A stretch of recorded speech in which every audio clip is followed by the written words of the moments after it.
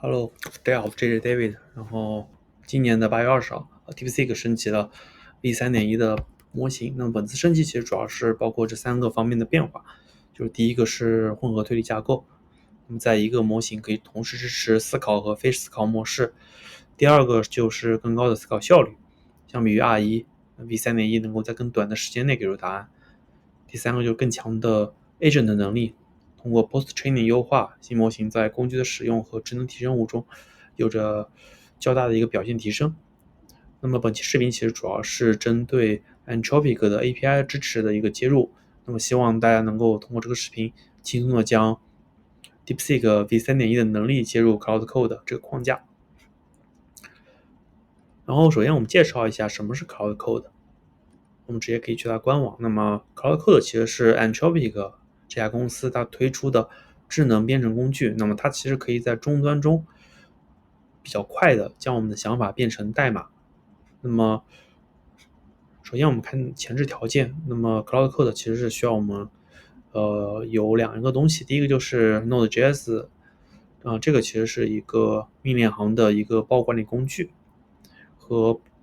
那个代码的一个版本 JS 的一个编程语言版本，那么这个我会再带大家下载一下。第二个就是 Cloud 账户，那么这个我们如果有DeepSeek V3.1，那么我们其实就不需要它了。对，然后它其实能为我们做什么？它这个描述里面其实给了4点，就是从描述构建功能，第二个就是调试和修复问题，第三个就是导航任何代码库，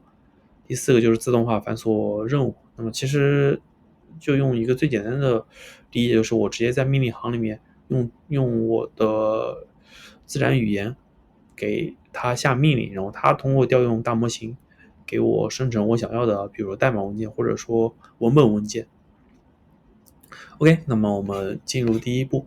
那么首先，我们大部分的工具都是依赖于 Node.js 和 NPM，那么它其实是一个包管理工具，你可以理解成它是一个应用商场。应用商城我们可以通过命令来进行下载包。那么首先我们是进入了这个 Node.js org，然后 download 这个网站。那么我们选中我们的操作系统和我们的架构，那么进行安装。安装完之后，其实我们双击它，然后就是按照正常的命令，其实一步一步 next，就是其实也就是安装完成了。然后第二个，其实我比较推荐大家，其实是一个安装一下这个终端，叫 Warp 这个终端。那么它其实是一个现代化 AI 驱动的终端，那么它可以极大的提升我们的命令行体验，尤其是这个软件，它其实在 Mac 和 Windows 上都是支持的。那么它的一个自动补全功能和 AI 命令生成，还有一个很直观的用户使用界面，其实可以帮助我们使用这个 Cloud Code 更加的方便和快捷。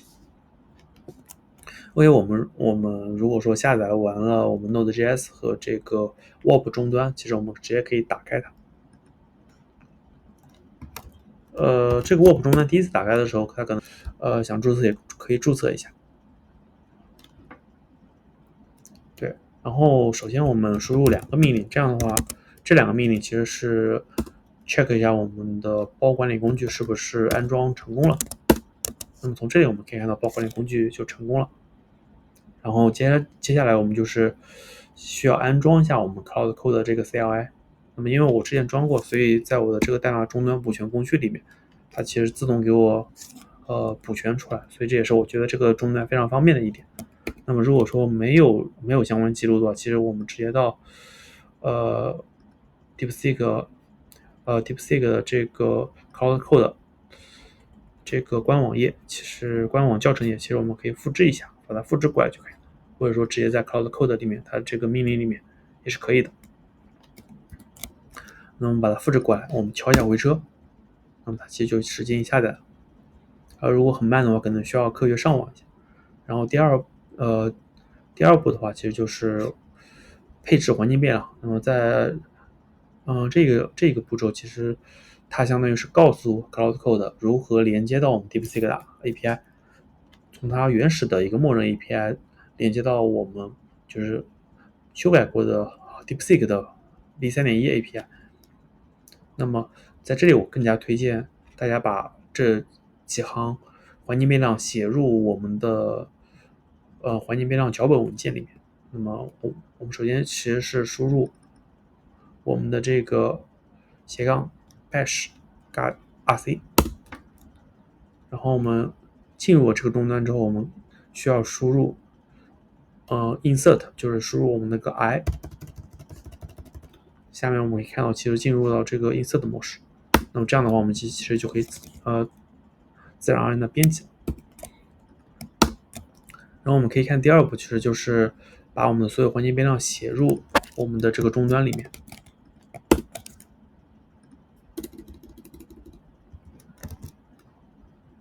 然后大家一定要核对一下，确保没有错误。对，然后接着我们最重要的一步，那么就是把这个 API key 换成我们每个人的自己的 API key。那么我带大家创建一下，就是首先我们进入到我们自己的这个开发平台里面，然后这个 API keys， 然后创建一个 API key， 比如说我们随便输入一个名字，就是Cloud Code Tutorial。大家的自己的这个 key 一定要保存好。然后我们进入到这个终端里面，我们直接也是给它复制进去。复制完了之后，其实我们这个配置环境变量最关键的这一步，其实也是已经完成了。那么我们退出了之后，我们现在需要退出这个保存并退出。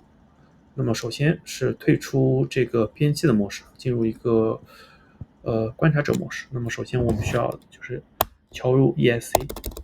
然后点击冒号，然后一个 W 一个 Q， 那么它就是保存并退出。那么我们激活一下这个文件。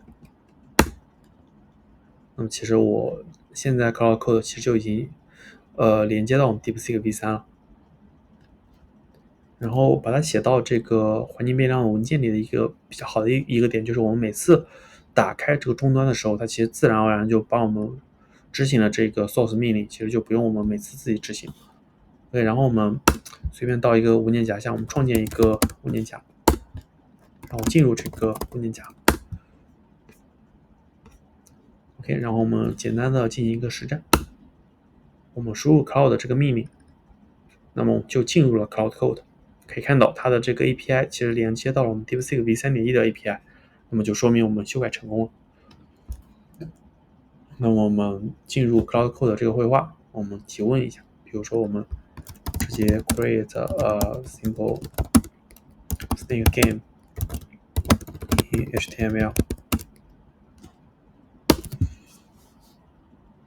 那么 Cloud Code 其实就会利用 DeepSeek V3.1 的能力为我生成 HTML 代码。我们可以看到，它其实也是一步一步的拆分命令，然后拆分任务，然后形成一个计划，最后它再生成我们的这个 HTML 结构的这个代码。我们稍微等一下 ，OK。然后它的这个文件其实大差不差，其实已经给我们生成好了。那么它需要获得我们的权限，就是确保它能够创建这个文件。然后我一般都会选择第二个，就是把所有的编辑权限给他，因为我这个其实是在一个创建环节，其实我还是希望能够给 Cloud Code 多一点自由发挥的一个空间。那么它其实在整个 session 里面，它其实就可以帮我们创建这个文件了，创建文件、写入文件，然后最后它其实会给我生成一个最后的一个总结，已经生成好了。那么其实我个人觉得，DeepSeek V3.1 在这个代码生成的方面的能力还是有一个比较大的一个提升，相比于它的一个前代来说，虽然说可能它没有 Cloud Code V4那么强，V4.0那么强，但是我觉得可能对大部分使用也是也是够了。OK， 然后进入这个死了，我们再来一下。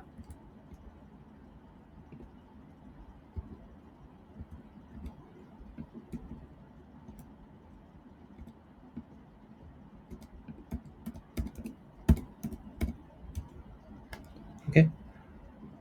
然后这个总体还是很不错的。最后他其实也给我们总结了就是这个项目的一些要点。然后他最后也跟我们说，我们只要双击打开，然后到我们的浏览器，其实就可以，打开我们这个网站，并且玩我们的这个贪吃的游戏。那么，走到这一步，其实我们已经比较好的把整个接入的流程给大家介绍完了。那么，希望大家可以用 Cloud Code 加 DeepSeek v3.1，在大家的这个开发或者说一个原型生成中可以进行使用，通过 AI 的力量来协助大家理解、编写和优化代码。那么希望这个视频能够对你有所帮助。如果你有任何的想法和问题，欢迎在评论区留言。我们下期再见。